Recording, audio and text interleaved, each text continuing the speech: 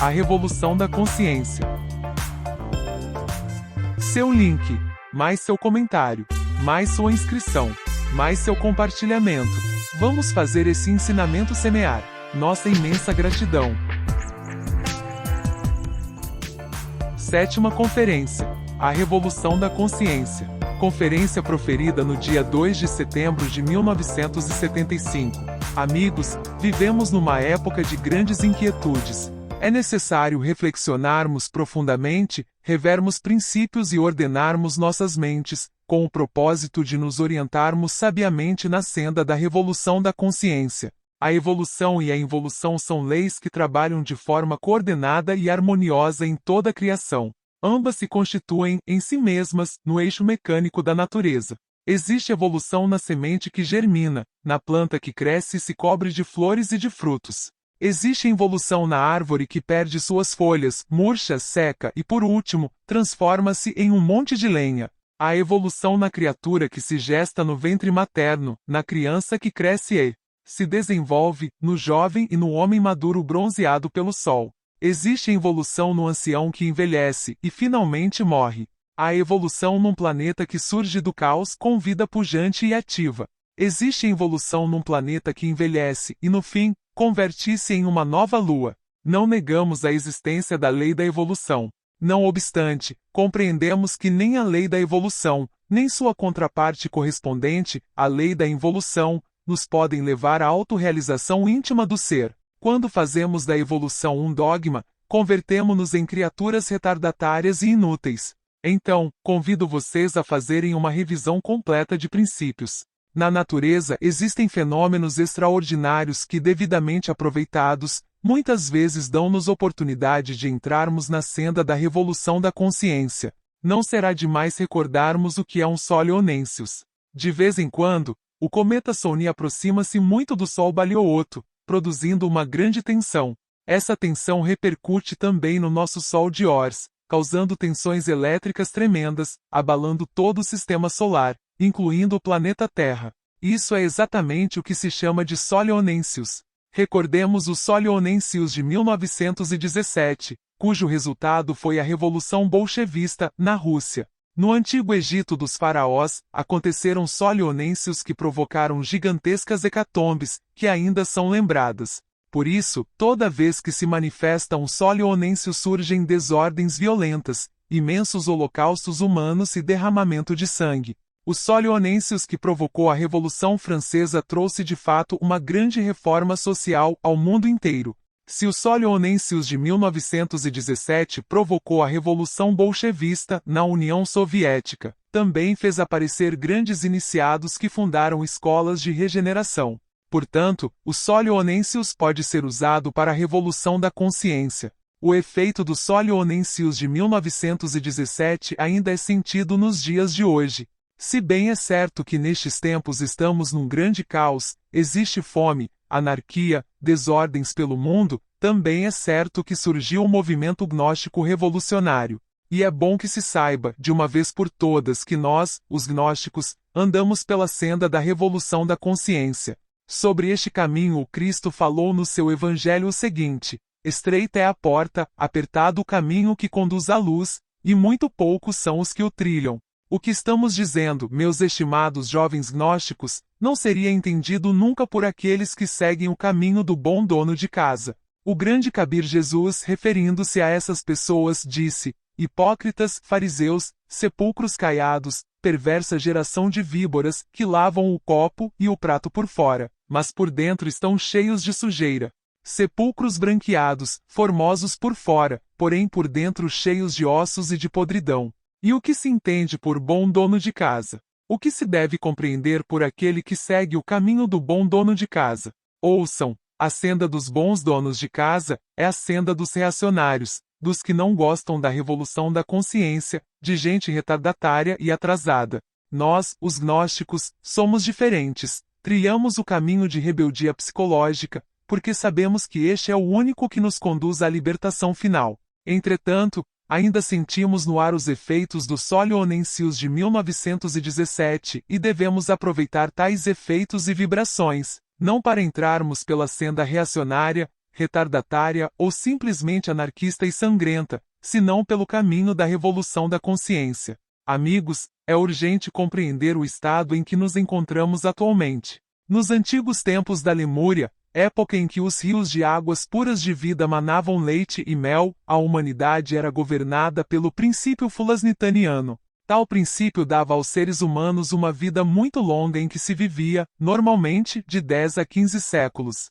Naquela época, havia tempo mais do que suficiente para formar em nós mesmos os corpos existenciais superiores do ser. Hoje em dia tudo é diferente. A raça humana é governada atualmente pelo princípio Itoclanos, um princípio animal, de acordo com o qual se morre quando menos se espera e a existência é muito curta. No Egito dos faraós ainda se alcançava viver até 140 anos. Na Idade Média, o tempo médio de vida variava de 90 a 110 anos. Agora, neste momento, vive-se muito pouco. Estamos vivendo sob o princípio de vida animal, Itoclanos, que torna a média de vida muito curta. Se na época da Lemúria, quando se vivia de acordo com o grande princípio fulasnitaniano, havia tempo mais do que suficiente para se criar os corpos existenciais superiores do ser e eliminar da psique todo elemento inumano, agora tudo é diferente.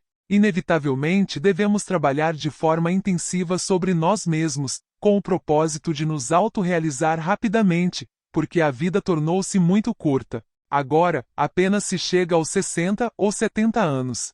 O tempo de vida foi encurtado de tal modo que quase não se vive. Revendo e revisando princípios, estudando nossa posição na vida, veremos por nós mesmos que a juventude é fugaz, que murcha como uma flor, em poucos anos. Por esta razão, é necessário que os jovens gnósticos se tornem mais reflexivos. Quando somos jovens, ficamos tão fascinados pela própria juventude que nos esquecemos da velhice. Quando falamos aos jovens sobre a velhice, eles consideram a velhice como algo tão longínquo, achando que não vale a pena se preocupar. Sem dúvida, fatos são fatos. Passam-se os anos rapidamente e quando menos esperamos, atingimos a velhice. Alguns jovens se entusiasmam com a autorrealização íntima do ser, aceitam com prazer os princípios da revolução da consciência. Todavia, fascinados pela etapa da juventude, só se dão conta de fazer o trabalho sobre si mesmos muito tarde, no ocaso de suas existências. Então já é muito tarde e certamente não podem concluir a obra, deixando-a para uma existência futura. Se os jovens se propusessem realmente a aproveitar o tempo, poderiam realizar toda a grande obra nessa mesma existência, aqui e agora. Nestes momentos me vem à memória o caso de Bernardo, o Trevisano, grande alquimista medieval que começou jovem, realizou e concluiu o trabalho na grande obra. Se os jovens soubessem aproveitar o tempo, conseguiriam realizar a grande obra nesta mesma existência. Infelizmente, se deixam iludir pelo brilho maravilhoso dos seus 18, 20 ou 25 anos de idade. Quero, através da presente gravação, convidar a juventude gnóstica para uma revolução, porém, não com aguardente sangue. Falo de algo muito mais grandioso, refiro-me enfaticamente à revolução da consciência. Realizar a grande obra em si mesmo é mais importante. Quero dizer-lhes, mais uma vez enfaticamente, que se realmente se dedicarem ao grande trabalho, podem, se assim quiserem, transformar-se em deuses, terrivelmente. Divinos com poderes sobre o fogo, o ar, sobre as águas e sobre a terra. Infelizmente nestes tempos, o anticristo tem se manifestado muito e mantém as multidões fascinadas. O anticristo existe no fundo e dentro de cada criatura humanoide. Muito se tem falado sobre o eu psicológico, entretanto, hoje, faz-se necessário recordar o anticristo. Este em si mesmo é a raiz do ego, do mim mesmo, do si mesmo. É, por assim dizer, o reflexo, o desvio, a sombra distorcida do Cristo íntimo dentro de cada ser humano. Fala-se que o anticristo, a grande besta do Apocalipse, tem 7 cabeças e 10 cornos, o que nos leva a recordar a roda do arcano 10 do tarô, a roda fatal de Sansara. É por isso que se diz que a grande besta sobe do abismo e vai à perdição.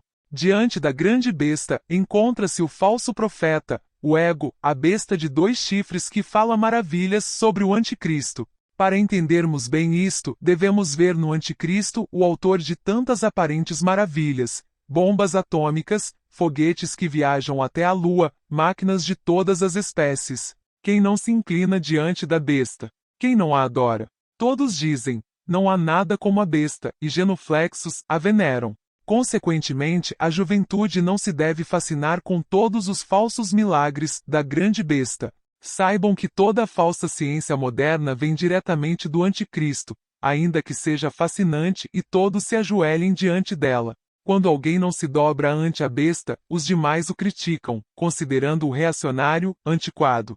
Portanto, esta fascinação que produz a besta é espantosa e as pessoas se esquecem que existe a ciência pura. As pessoas preferem a podridão das teorias modernas e os milagres e prodígios enganosos do anticristo. Este é o maior perigo para a juventude moderna, para a juventude gnóstica revolucionária. Os jovens devem aprender a usar todos os sistemas e meios de locomoção e transporte, sem se deixar fascinar pelos milagres do anticristo. Os jovens não devem se esquecer de que existe uma ciência pura, bem distante desta podridão das teorias modernas. Quem se autorrealiza intimamente tem o direito de entrar no anfiteatro da ciência pura. Então, recebe o elixir da vida longa, imortaliza seu corpo físico, podendo viver muito além do normal, milhões de anos. Já vimos alguma vez o anticristo fabricar um soro que permitisse alguém viver milhões de anos? Sem dúvida, o anticristo fascina e por isso, a juventude deve ter muito cuidado.